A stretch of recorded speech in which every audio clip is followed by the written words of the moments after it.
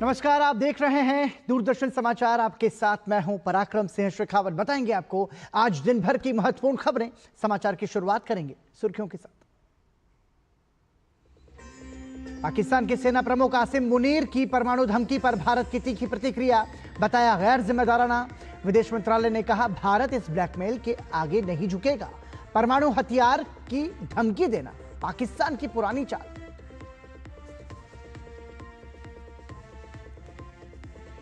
Ukraine के राष्ट्रपति Vladimir Zelensky ने की प्रधानमंत्री नरेंद्र मोदी से फोन पर बात। प्रधानमंत्री मोदी ने यूक्रेन संघर्ष के शीघ्र और शांतिपूर्ण समाधान की जरूरत पर दिया जोर। कहा भारत इस संबंध में हर संभव योगदान देने के लिए तैयार। द्विपक्षीय संबंधों पर भी बातचीत। वोट चोरी के आरोपों पर इंडी ब्लॉक के दलों के प्रदर्शन पर भाजपा का पलटवार। पूछा चुनाव आयोग के सवालों से क्यों भाग रहे हैं राहुल। संविधान और लोकतंत्र में रत्ती भर भी विश्वास होता तो जमा करते एफिडेविट। चुनाव आयोग ने फिर कहा राहुल हलफनामा दें या देश से माफी मांगे।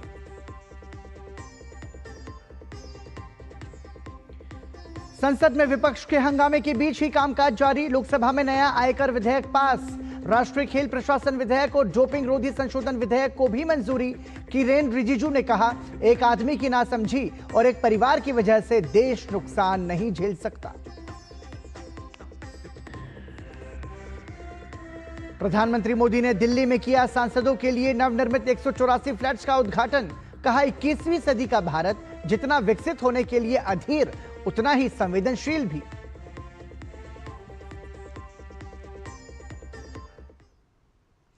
और सुर्खियों के बाद खबरों पर नजर विस्तार से।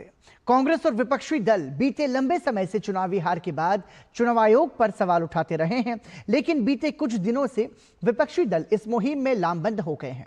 आज इंडिया गठबंधन के नेताओं ने संसद भवन से चुनाव आयोग तक मार्च निकाला, लेकिन अनुमति नहीं होने के चलते दिल्ली पुलिस ने उन्हें रोक दिया, जिसके बाद जमकर हंगामा देखने को मिला। पक्ष विपक्ष के बीच जमकर शब्दबाण चले तो संवैधानिक संस्थाओं के काम करने के तरीकों को लेकर भी वाक युद्ध देखने को मिला। राहुल गांधी ने इसे संविधान बचाने की लड़ाई बताया तो भाजपा ने राहुल गांधी पर लोकतांत्रिक शक्तियों को कमजोर करने की साजिश करार दिया।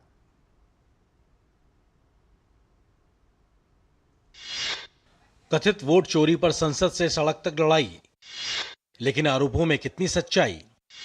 राहुल ने चुनाव आयोग के सवालों से दूरी बनाई।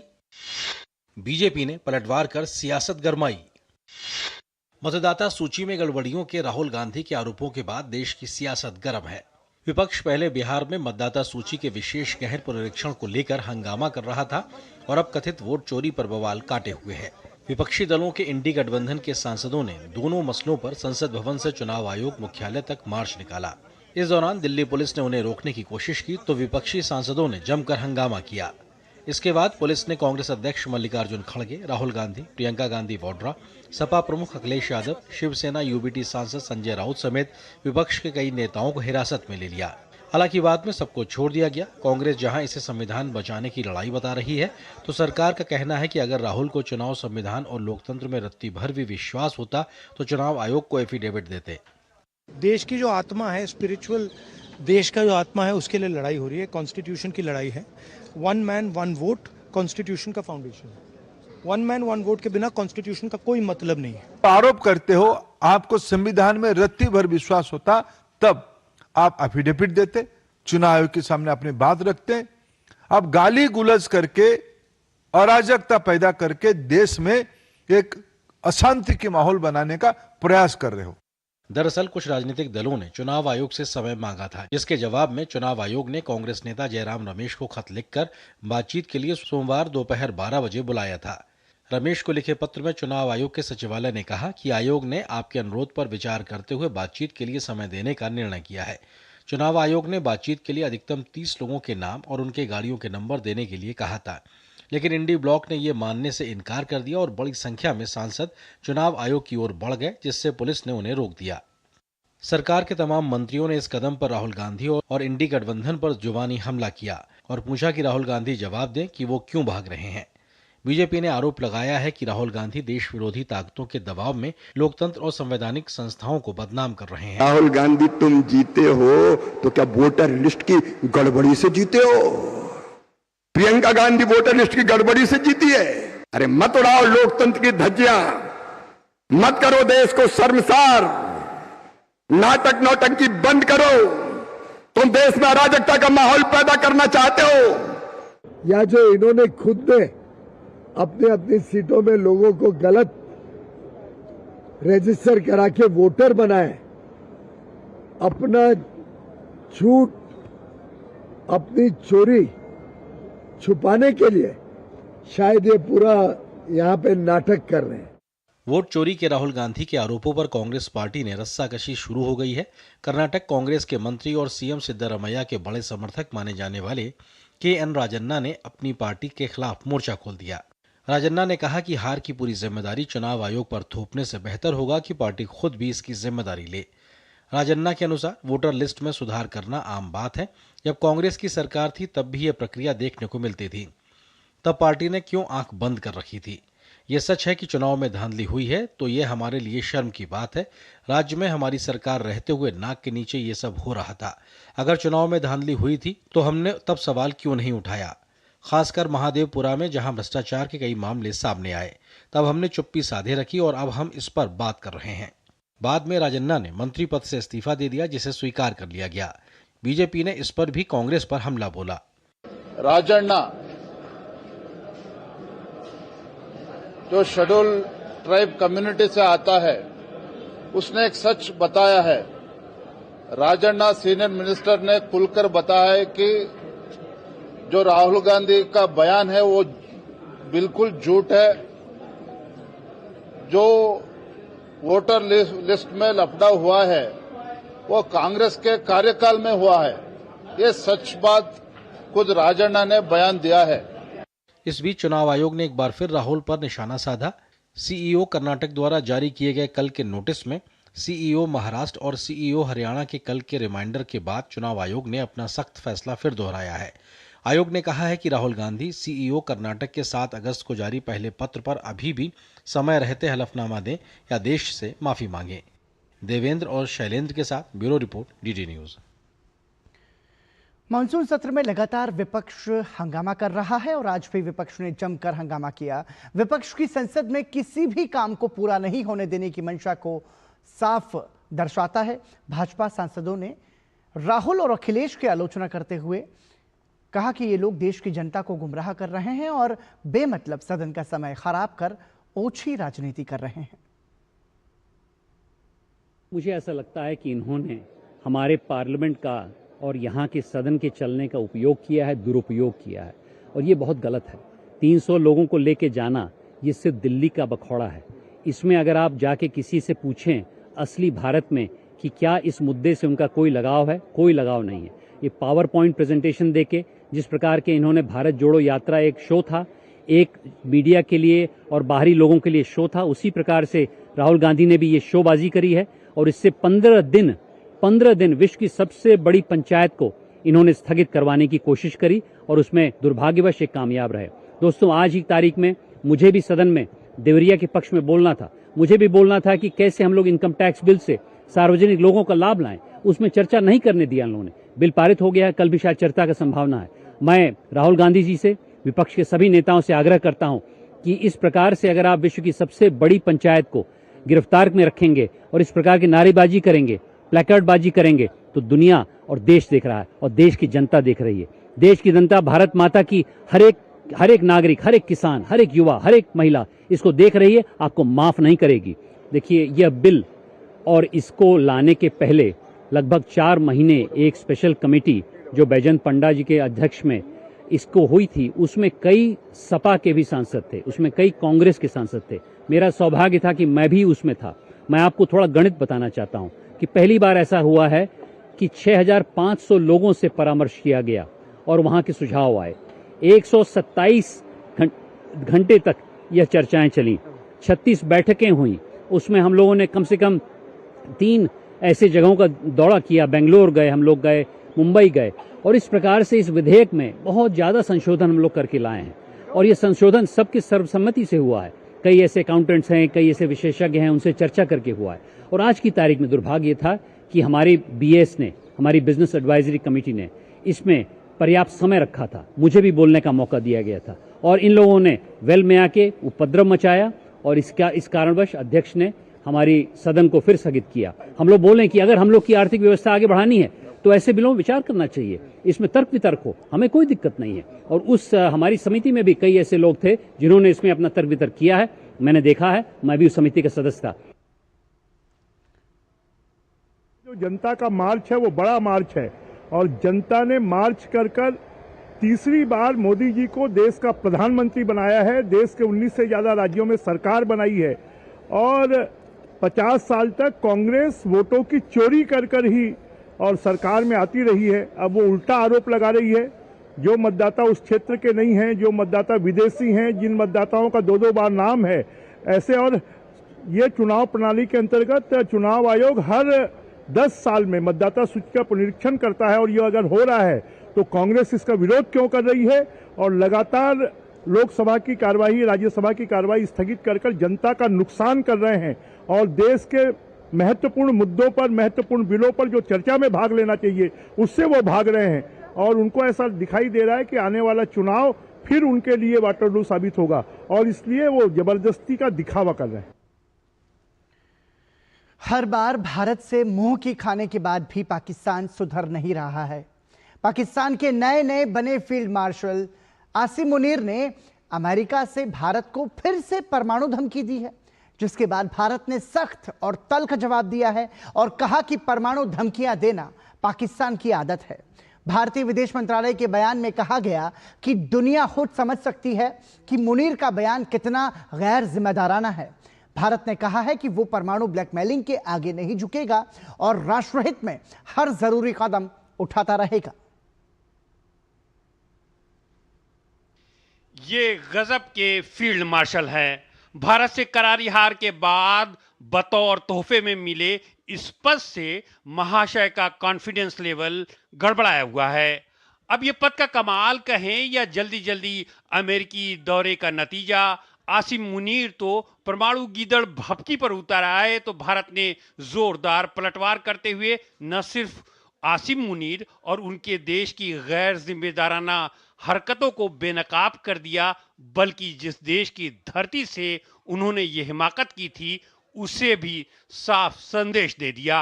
परमाणु हमले की धमकी को भारत के विदेश मंत्रालय ने गैर जिम्मेदाराना बयान बताया है। मंत्रालय ने कहा है कि परमाणु धमकियां पाकिस्तान की आदत हैं। अंतर्राष्ट्रीय समुदाय इसमें निहित गैर जिम्मेदारी पर स्वयं निष्कर्ष निकाल सकता है। ये बयान दिखाता है कि ऐसे देश में जहां सेना आतंकी समूहों के साथ मिली हो, वहां परमाणु कमांड एंड कंट्रोल की विश्वसनीयता कितनी संदेहास्पद है। बयान इसलिए भी खेदजनक है कि ये तीसरे मित्र राष्ट्र की धरती पर दिया गया। भारत स्पष्ट कर चुका है कि हम परमाणु ब्लैकमेल के आगे नहीं झुकेंगे।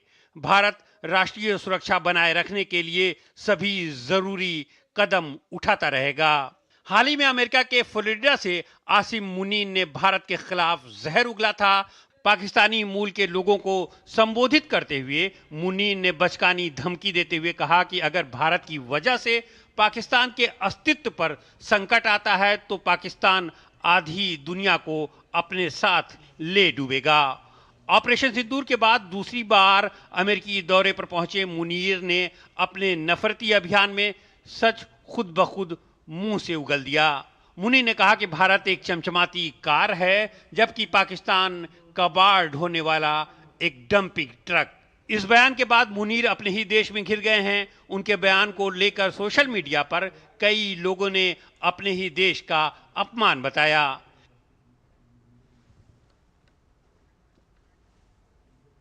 यूक्रेन के राष्ट्रपति ज़ेलेंस्की ने प्रधानमंत्री नरेंद्र मोदी से टेलीफोन पर बातचीत की।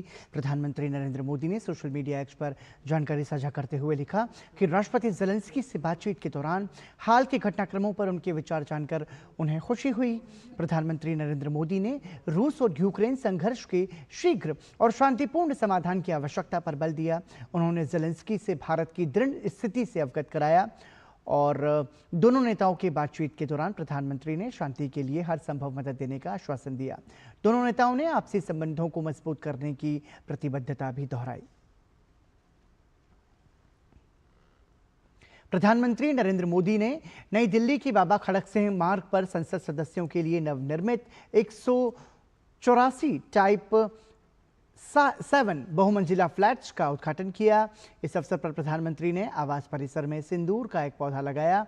उन्होंने इस अवसर पर श्रमजीवियों को संबोधित किया। प्रधानमंत्री नरेंद्र मोदी ने पूर्व की यूपीए सरकार पर सांसदों के लिए पर्याप्त आवास न होने के बावजूद भी इस तरफ ध्यान न दिए जाने का आरोप लगाया। उन्होंने कहा कि 2014 के बाद से सांसदों के लिए करीब 350 आवास बनाए गए हैं। अनेक मंत्रालय जिन किराए की बिल्डिंग में चल रहे थे, उनका किराया ही करीब 1,500 करोड़ रुपए साल भर होता था। ये देश के पैसे की सीधी बर्बादी थी। इसी तरह पर्याप्त सांसद आवास ना होने की वजह से भी सरकारी खर्च बढ़ता था। आप कल्पना कर सकते हैं, सांसद आवास की कमी होने के बावजूद 2004 से लेकर 2014 तक लोकसभा सांसदों के लिए एक भी नए आवास का निर्माण नहीं हुआ था। इसलिए 2014 के बाद हमने इस काम को एक अभियान की तरह लिया। 2014 से अब तक इन फ्लैट्स को मिलाकर करीब 350 सांसद आवास बनाए गए हैं। प्रधानमंत्री नरेंद्र मोदी ने आज नई दिल्ली में बाबा खड़क सिंह मार्ग पर सांसदों का बड़ा तोहफा देते हुए टाइप 7 के 184 बहुमंजिला फ्लैट्स का उद्घाटन किया। इस मौके पर प्रधानमंत्री ने आवासीय परिसर में सिंदूर का पौधा लगाया। जैसा कि हमने आपको बताया, इस दौरान प्रधानमंत्री मोदी ने फ्लैट बनाने वाले श्रमजीवियों से बातचीत की और लोगों को संबोधित किया। सांसदों की आवासीय समस्याओं को दूर करने के लिए राजधानी नई दिल्ली में 184 नवनिर्मित टाइप 7 बहुमंजिला फ्लैट्स का उद्घाटन प्रधानमंत्री नरेंद्र मोदी के कर कमलों द्वारा किया गया। अत्याधुनिक सुविधाओं से सुसज्जित आवासीय परिसर में देश की महान नदियों कृष्णा, गोदावरी, कोसी, हुगली के नाम के टावर्स हैं, जिसकी परिकल्पना एक भारत श्रेष्ठ भारत की भावना से की गई है। ये जो 4 टावर्स हैं, उनके नाम भी बहुत सुंदर है।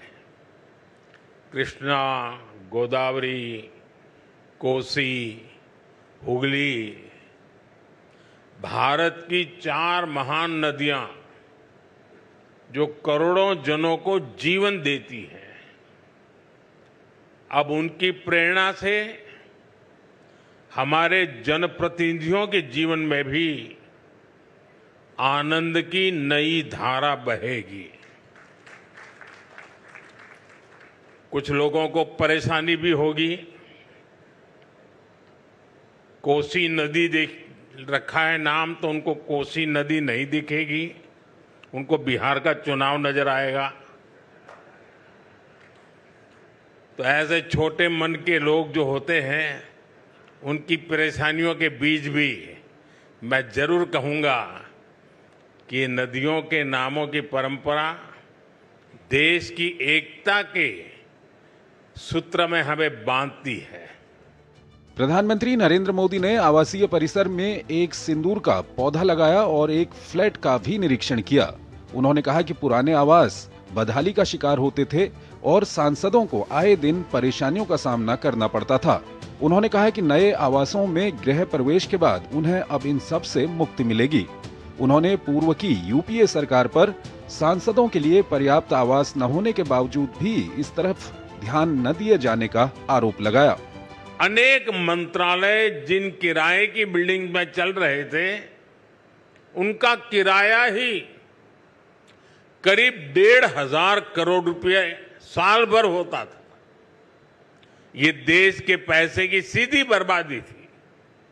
इसी तरह पर्याप्त सांसद आवास ना होने की वजह से भी सरकारी खर्च बढ़ता था।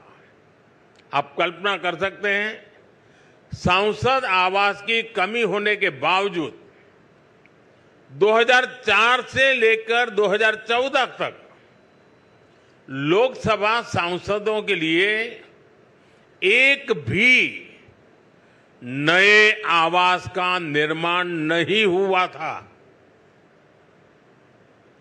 इसलिए 2014 के बाद हमने इस काम को एक अभियान की तरह लिया। 2014 से अब तक इन फ्लैट्स को मिलाकर करीब 350 सांसद आवास बनाए गए हैं। आवासीय परिसर को बनाने में अपना खून पसीना लगाने वाले श्रमजीवियों के प्रति भी प्रधानमंत्री नरेंद्र मोदी ने अपना आभार व्यक्त किया। उन्होंने कहा कि 21वीं सदी का भारत जितना विकसित होने के लिए अधीर है, उतना ही संवेदनशील भी है। उन्होंने कहा कि आज देश कर्तव्य पथ और कर्तव्य भवन का निर्माण करता है, तो करोड़ों देशवासियों तक पाइप से पानी पहुंचाने का अपना कर्तव्य भी निभाता है।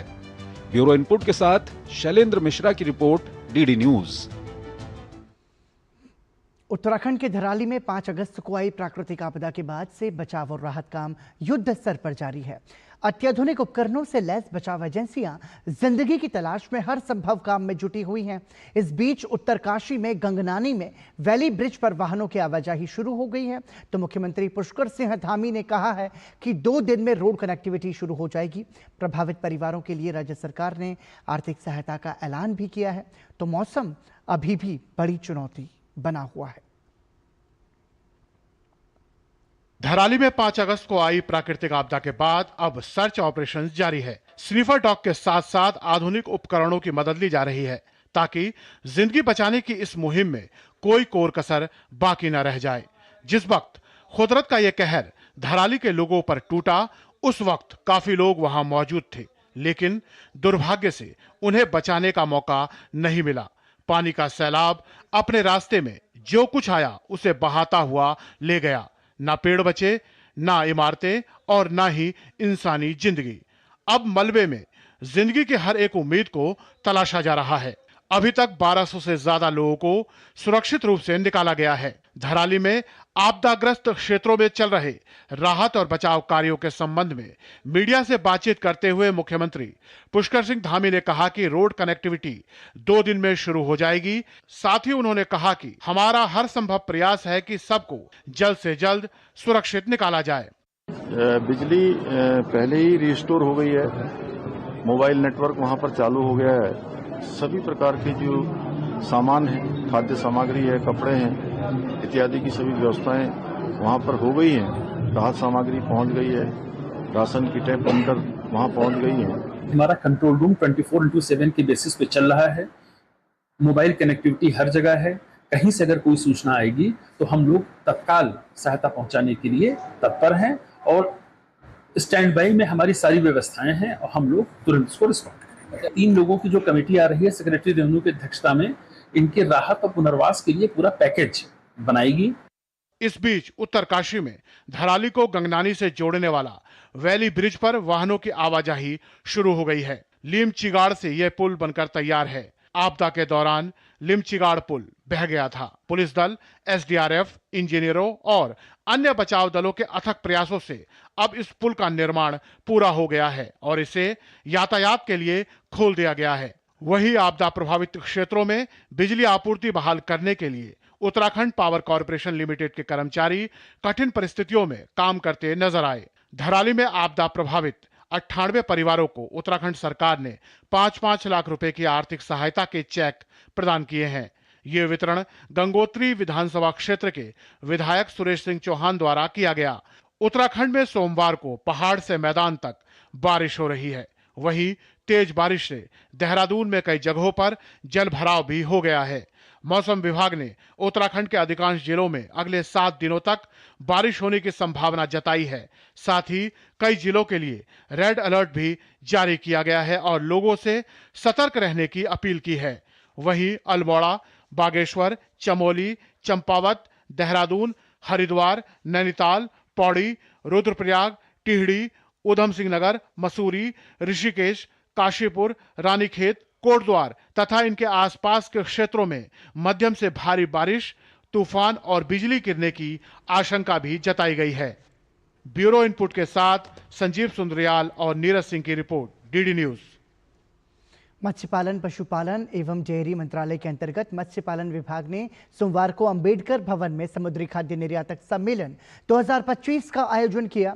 इस सम्मेलन में केंद्रीय मत्स्य पालन मंत्री राजीव रंजन सिंह, राज्य मंत्री प्रोफेसर एसपी सिंह बघेल और राज्य मंत्री जॉर्ज कुरियन ने भाग लिया।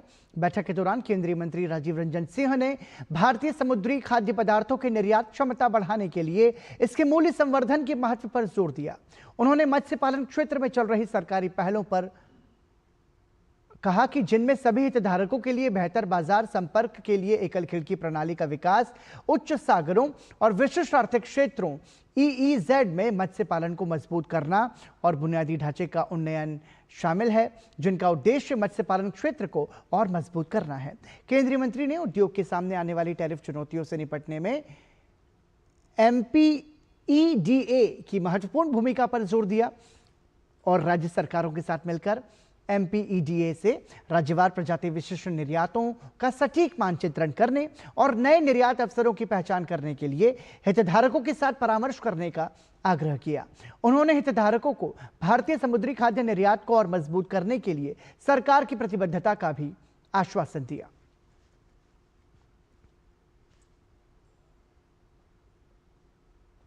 डीप सी फिशिंग, हाई सी फिशिंग के लिए और EEZ में फिशिंग के लिए जो वेसल्स चाहिए, उस वेसल्स पर जिसमें इनबिल्ट प्रोसेसिंग यूनिट हो, इनबिल्ट वेसल्स के अंदर वैल्यू एडिशन का हो। क्योंकि अगर हम विदेश में अगर एक्सपोर्ट पर उसको कंसंट्रेट करेंगे तो वैल्यू एडिशन सबसे इम्पॉर्टेंट एस्पेक्ट है उसका। वैल्यू एडिशन एंड पैकेजिंग, ये दो सबसे इम्पॉर्टेंट एस्पेक्ट है। और उसके अलावा सर्टिफिकेशन, तो ये तीन चीज पर हम लोग उसके साथ साथ साइमल्टेनियसली काम कर रहे हैं। प्रसार भारती ने वॉशिंगटन पोस्ट की उस रिपोर्ट को झूठा और निराधार बताया है जिसमें दावा किया गया था कि सार्वजनिक प्रसारक ने पाकिस्तान के सेना प्रमुख की गिरफ्तारी और तख्तापलट संबंधी संदेश एक पत्रकार को व्हाट्सएप पर भेजा था। 4 जून को अमेरिकी अखबार वॉशिंगटन में प्रकाशित इस लेख में यह भी कहा गया कि प्रसार भारती ने इस मामले पर टिप्पणी के अनुरोध का जवाब नहीं दिया। प्रसार भारती ने इसे भी खारिज करते हुए कहा कि प्रकाशन से पहले किसी वरिष्ठ अधिकारी से संपर्क नहीं किया गया। प्रसार भारती भारत का सार्वजनिक प्रसारक है जो अपने विश्वसनीयता, विश्वास और उच्च पत्रकारिता नैतिकता के लिए जाना जाता है। प्रसार भारती ने कहा है कि डीडी न्यूज और डीडी इंडिया पर खबर की प्रामाणिकता सत्यापित करने के बाद ही कोई खबर प्रसारित होती है। दोनों समाचार चैनलों ने न केवल पूरे ऑपरेशन के दौरान विश्वसनीय स्रोतों से सत्यापित तथ्यात्मक रूप से सही जानकारी दी, बल्कि यह भी सुनिश्चित किया कि उनके किसी भी प्लेटफॉर्म पर कोई भी असत्यापित जानकारी साझा ना हो। वॉशिंगटन पोस्ट का लेख तथ्यों पर आधारित नहीं है। वॉशिंगटन पोस्ट पर प्रकाशित लेख को प्रसार भारती ने प्रतिष्ठा को धूमिल करने वाला बताया और इसके लिए वॉशिंगटन पोस्ट से बिना शर्त माफी की मांग की है। प्रसार भारती ने वॉशिंगटन पोस्ट के उस दावे का खंडन किया है जिसमें कहा गया था कि उसे प्रसार भारती की ओर से यह जानकारी दी गई थी। प्रसार भारती ने अपने बयान में कहा कि उसकी ओर से ऐसी कोई जानकारी नहीं दी गई है, जैसा कि वॉशिंगटन पोस्ट द्वारा बताया गया है। और उक्त लेख के प्रकाशन से पहले प्रसार भारती के किसी भी वरिष्ठ अधिकारी से संपर्क नहीं किया गया था। प्रधानमंत्री फसल बीमा योजना वर्ष 2023-24 और 2024-25 के तहत देश भर के लाखों किसानों के खातों में करोड़ों रुपयों की बीमा राशि ट्रांसफर की गई। टोंक जिला मुख्यालय में भी फसल बीमा क्लेम वितरण समारोह का आयोजन हुआ। इस राशि में न केवल किसानों को आर्थिक सहायता मिलेगी, बल्कि उनकी फसलों को हुए नुकसान की भरपाई भी होगी। इस दौरान कार्यक्रम में जिला कलेक्टर कल्पना अग्रवाल, जिला प्रमुख सरोज बंसल सहित किसान मौजूद रहे। केंद्र सरकार द्वारा मिल रही इस आर्थिक मदद से किसान काफी खुश नजर आ रहे हैं।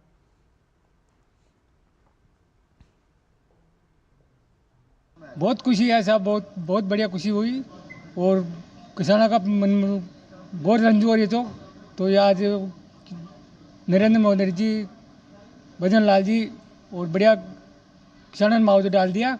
बहुत खुशी हुई किसानों के लिए, बहुत बढ़िया काम करे साहब। हमारे किसानों को बहुत खुशी है, जिनकी फसल खराब हो गई थी पिछले साल, उनका हक और अधिकार को देखते हुए हमारे प्रधानमंत्री नरेंद्र मोदी जी और भजन लाल जी मुख्यमंत्री जी ने उनकी फसल का उचित मुआवजा आज उनके सीधा डीबीटी के माध्यम से खाते में भेज दिया गया है। स्वतंत्रता दिवस के मौके पर राजस्थान के बाड़मेर से दो दंपत्ति को दिल्ली में लाल किले पर होने वाले आयोजन के लिए विशेष आमंत्रण दिया गया है। बाड़मेर जिले के झाक निवासी देवाराम और उनकी पत्नी धापू देवी ने औषधीय पादप गूगल की खेती करते हुए नवाचार किया। आमतौर पर गूगल की खेती पहाड़ों पर परंपरागत रूप से होती है। इनकी सराहनीय पहल एवं नवाचार को देखते हुए राज्य औषधीय पादप बोर्ड के नामांकन के आधार पर आयुष मंत्रालय की ओर से इनको आमंत्रित किया गया है। वहीं इसी जिले के नवातला बाखासर ग्राम पंचायत के सरपंच भारताराम सेंवर और उनकी पत्नी खेतू देवी को भी स्वतंत्रता दिवस 2025 के अवसर पर नई दिल्ली में आयोजित होने वाले समारोह में विशेष अतिथि के रूप में आमंत्रित किया गया है। भारताराम सेंवर ने अपने कुशल नेतृत्व से सीमावर्ती क्षेत्रों को नई दिशा दी है। उन्होंने केंद्र एवं राज्य सरकार की विभिन्न जन कल्याणकारी योजनाओं का प्रभावी क्रियान्वयन सुनिश्चित कर ग्रामीण जनजीवन में सकारात्मक परिवर्तन लाने का कार्य किया है। भारताराम सेंवर ने सीमा सुरक्षा बल के साथ समन्वय स्थापित कर सीमा सुरक्षा को सशक्त करने के साथ स्थानीय युवाओं एवं ग्रामीणों में राष्ट्र सेवा की भावना को प्रबल किया। उन्होंने ऑपरेशन सिंदूर में भी सराहनीय योगदान दिया।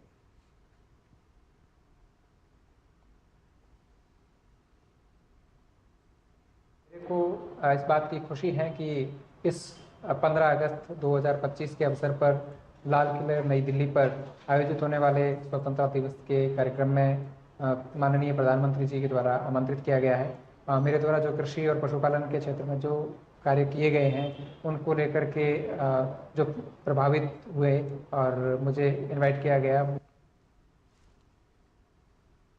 शील किसानों तथा औषधीय खेती पशुपालन करती हूँ। मुझे 15 अगस्त 2025 को लाल किले पर स्वतंत्रता दिवस समारोह में विशेष अतिथि के रूप में आमंत्रित किया जाना मेरे लिए एक महान सम्मान और सौभाग्य की बात है। चुनाव आयोग ने देश की राजनीतिक व्यवस्था में एक पारदर्शी, निष्पक्ष और स्वच्छ व्यवस्था बनाने के लिए 334 पंजीकृत गैर मान्यता प्राप्त दलों को अपनी सूची से हटा दिया है। आयोग के अनुसार ये सभी दल पिछले 6 वर्षों से पूरी तरह निष्क्रिय थे और इन्होंने 2019 के बाद एक भी चुनाव नहीं लड़ा। इतना ही नहीं, जांच में इन दलों का कोई भी भौतिक कार्यालय यानी कि दफ्तर भी अस्तित्व में नहीं पाया गया। ये कार्रवाई जनप्रतिनिधित्व अधिनियम 1951 के तहत की गई है, जिसका उद्देश्य केवल कागजों पर चल रहे दलों को हटाकर चुनावी प्रक्रिया को पारदर्शी बनाना है। इस कदम के बाद अब देश में गैर मान्यता प्राप्त दलों की संख्या घटकर 2520 रह गई है। चुनाव आयोग का यह फैसला भविष्य में स्वच्छ और निष्पक्ष चुनावों की दिशा में एक महत्वपूर्ण कदम माना जा रहा है। चुनाव आयोग ने कांग्रेस नेता राहुल गांधी के द्वारा आयोग पर लगाए गए वोट चोरी के आरोप को निराधार बताया है। चुनाव आयोग ने सोशल मीडिया प्लेटफॉर्म एक्स पर कांग्रेस नेता राहुल गांधी की एक पोस्ट को साझा करते हुए बताया कि चुनाव आयोग ने अपनी जांच में पाया कि कांग्रेस द्वारा लगाए गए सभी आरोप बेबुनियाद और भ्रामक हैं।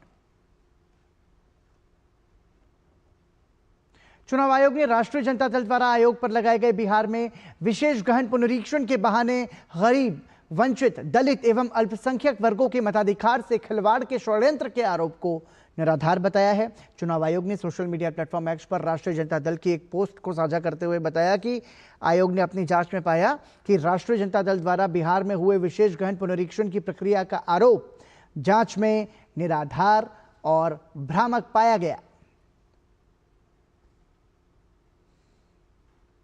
प्रवर्तन निदेशालय अहमदाबाद क्षेत्रीय कार्यालय ने 7 और 8 अगस्त को अहमदाबाद और मुंबई में मेघ शाह और महेंद्र शाह से जुड़े विभिन्न ठिकानों पर तलाशी अभियान चलाया। ईडी ने महेंद्र शाह, मेघ शाह और अन्य के खिलाफ फेमा 1999 के प्रावधानों के तहत जांच शुरू की थी।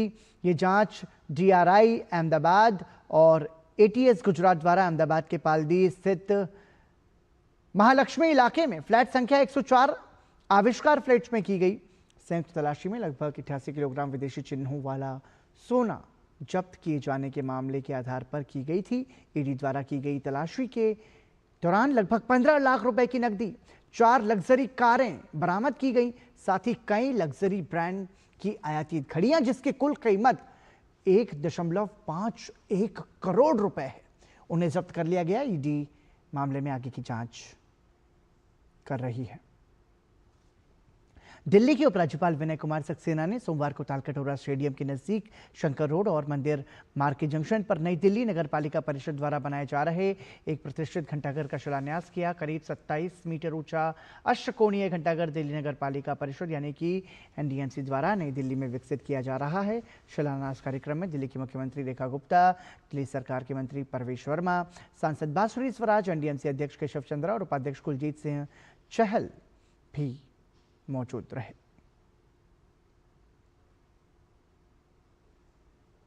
आजादी के बाद पहली दफे दिल्ली में क्लॉक टावर बन रहा है। ये करीब 27 मीटर ऊंचा क्लॉक टावर है, 2 करोड़ रुपए की कॉस्ट है और जैसा मुझे बताया गया लगभग 6 महीनों के अंदर बनकर तैयार हो जाएगा। क्लॉक टावर यहाँ पे होगी, इस प्रकार की होगी जो वर्तमान की विकासशीलता भी देखेगी और भविष्य का विकास भी देखेगी। विकसित भारत का प्रतिबिंब बनकर के ये क्लॉक टावर दिल्ली में बनेगा, अपने आप में अद्भुत।